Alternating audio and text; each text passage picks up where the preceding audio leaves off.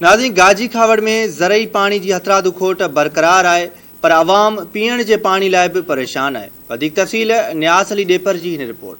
एहतजाज रिकॉर्ड कराया, लेकिन हींअर ताईं आर्थर बिराज ते चोटी आरडी ते गाॾियुनि जे दरवाज़ा उतां मुकमिल तौर ते हफ़्ते खां वठी बंदि लॻा पिया आहिनि।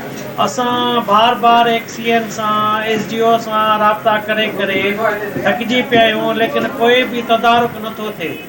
फिलफोर आर्थर बिराज खे पाणी ॾेई ऐं गाजी खावड़ में जेको आहे सो बेचैनी ख़तमु कई वञे। पीअण जो पाणी बि कोन्हे, वाटर सप्लाई बि कोन थो हले। हे नलकनि जो पाणी ॿाड़ो थी वियो आहे, असां उन था मरूं। महिरबानी करे असांखे पाणी ॾियो। बोरिंग जो पाणी था भरियूं त उहो 50 जो वठंदा। बोरिंग जो नलकनि जो ॿाड़ो पाणी आहे, छाकाणि पाणी कोन्हे। मालनि जो मरे, असां उन था मरूं। पाणी कोन्हे, महिरबानी करे पाणी ॾियो असांखे। महिरबानी करे भाऊ पाणी ॾेई ॾिसो था, माल मरे थो, शाखूं सुकी थियूं न। ॿुधे ख़ुदा करण बाबा, पाणी हिते कोन्हे को, जेको बि तव्हांखे थी सघे महिरबानी करे गाजी पाणी। असांजो माल मरे थो, ॿिज धिज पोखणा न, कुझु करिणो आहे असां इन जे करे बा महिरबानी करे पाणी गाजी खावड़ में कोन्हे को, जेको आबादी कोन थी आहे असां छा खाऊं? ग़रीब माण्हू असां सॼो ॾींहुं मज़ूरी था कयूं। थी हाणे पाणी आयो आहे, पर मङियो शाख खोहावड़ शाख में हींअर ताईं ढुक कोन्हे जो असां पंहिंजे माल खे पहिरियों जा असां पंहिंजा जर जेके आहिनि असांजा अहिड़ा ॿाड़ा थी विया आहिनि जो उन नलकनि खे गेड़ त रुॻो गज थी अचे।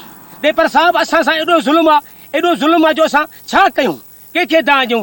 MP खे गुज़ारिश आहे, ख़ुशैर रशीद शाह खे गुज़ारिश आहे त असांखे पाणी ॾे। मङियो शाख खोहावड़ शाख में ढुक पाणी जो कोन्हे, जेको रेगिस्तान थी वियो आहे। हींअर असां बीठाऊं, मोक था खणूं, मोक शाख में मोक था खणूं, जेको पंहिंजे माल लाइ पाणी काया आहियूं उहो अॼु बीह वियो। अॼु मोक खणी, शाख में मोक खई आहे, जेको माल लाइ पाणी खणी आया आहियूं उहो बि अॼु बीह वियो। अहिड़ो ज़ुल्म।